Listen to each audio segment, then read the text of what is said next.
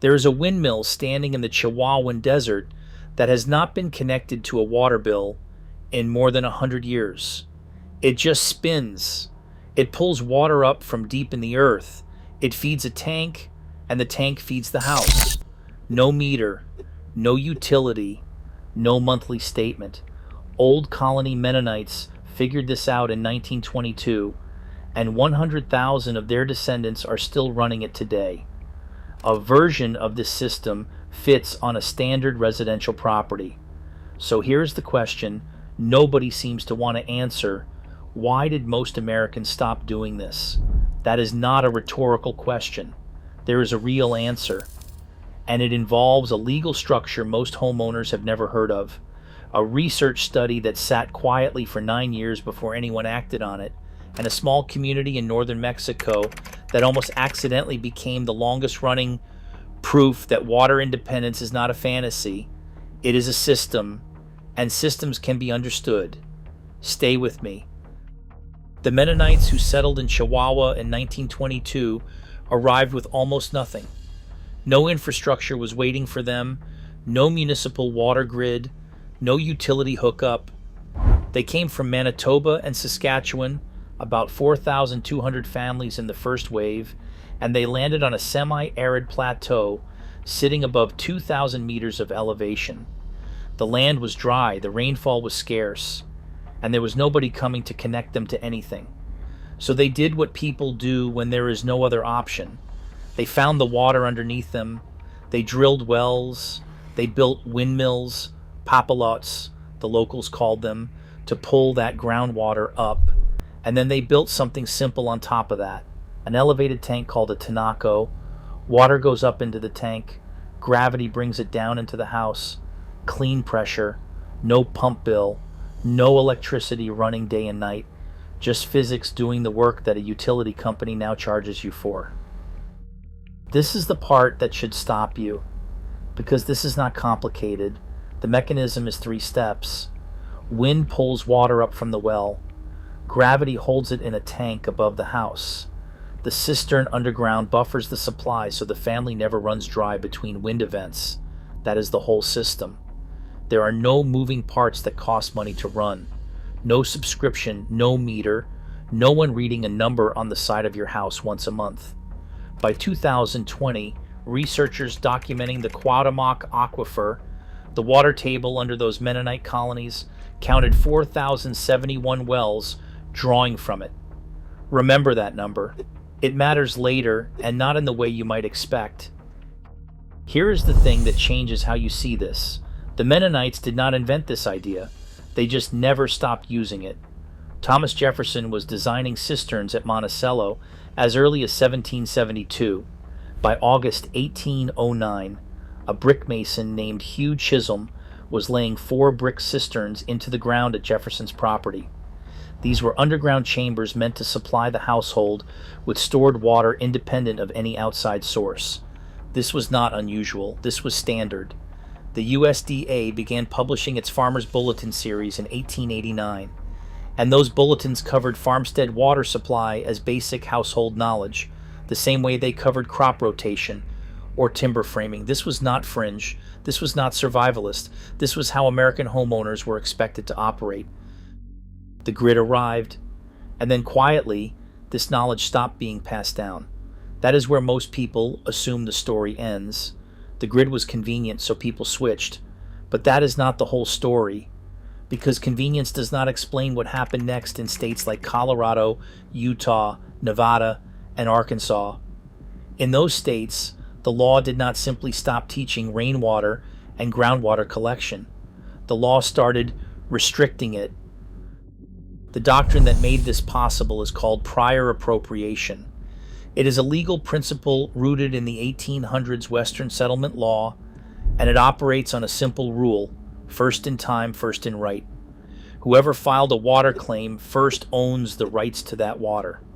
And those early claimants, agricultural operations, municipalities, large landholders, got there before residential homeowners existed in large numbers, which means the law was built around them, not around you. Colorado took this further than almost any other state. For most of the 20th century, Colorado treated precipitation falling on your roof as water already legally belonging to downstream rights holders. Not yours, not common, not available for capture.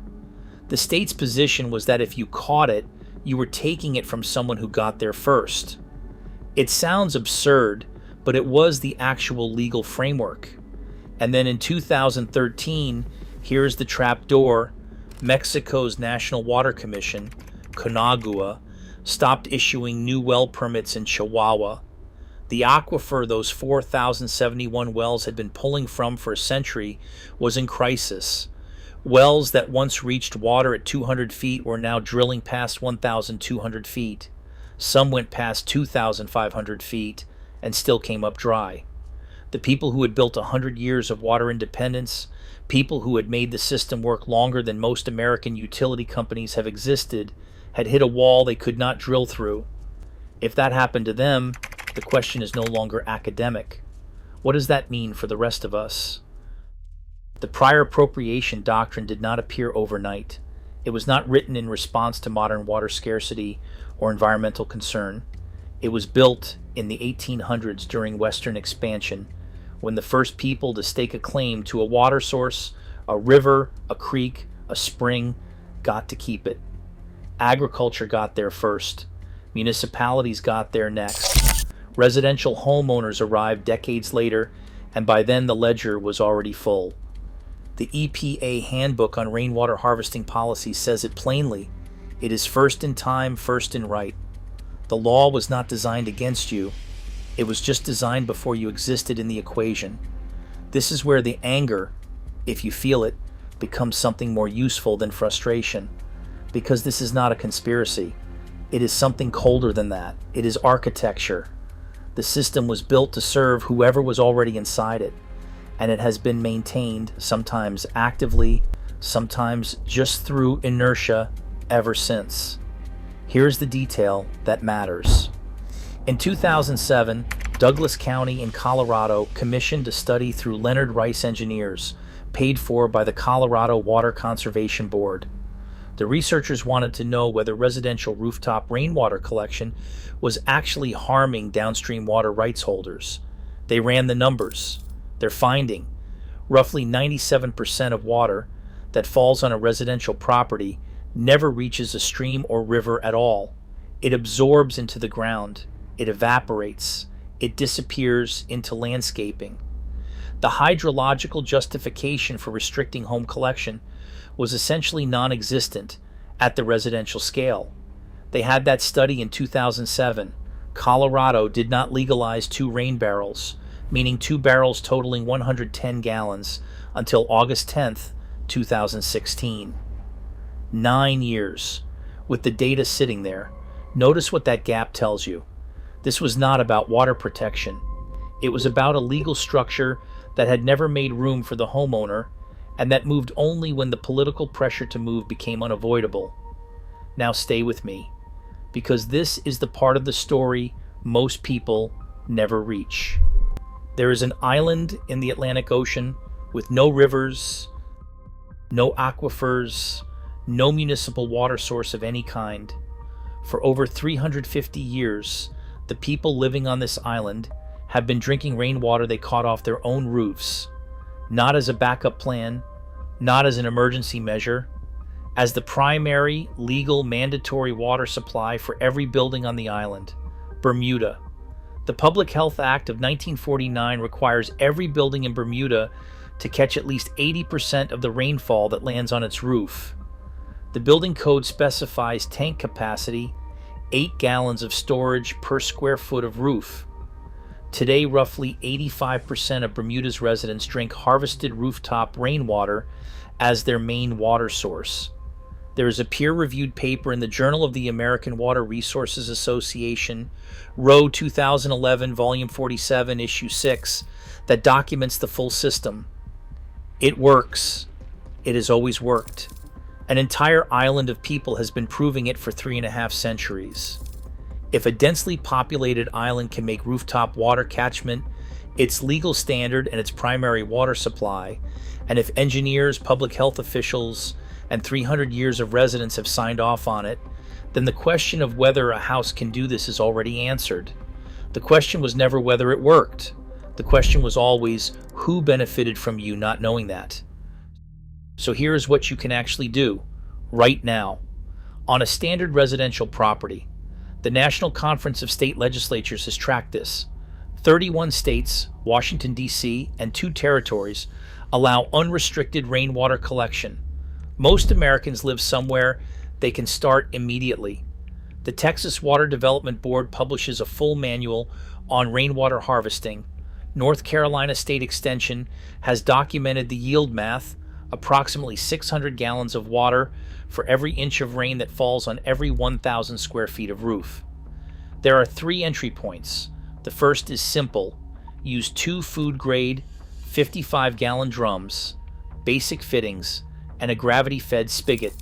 It costs under $30 and can be done this weekend for outdoor use in the garden or on the property. Legal in nearly every state. The second is a cistern system. It typically starts at 5,000 gallons minimum for whole house supply, with an elevated tank for gravity pressure. A permit is required in some states, but it is achievable on a standard property. The third is the full Mennonite model. A well with a windmill or a solar pump, an underground cistern, and a gravity-fed Tinaco. It requires a drilling permit. It requires land. It is not a fantasy. It is a system that 100,000 people in northern Mexico ran for a century without paying a single water bill. The Mennonites did not keep their water independence because they had resources others lacked. They kept it because they never outsourced the knowledge. They kept the system inside the community. They kept building it, maintaining it, teaching it.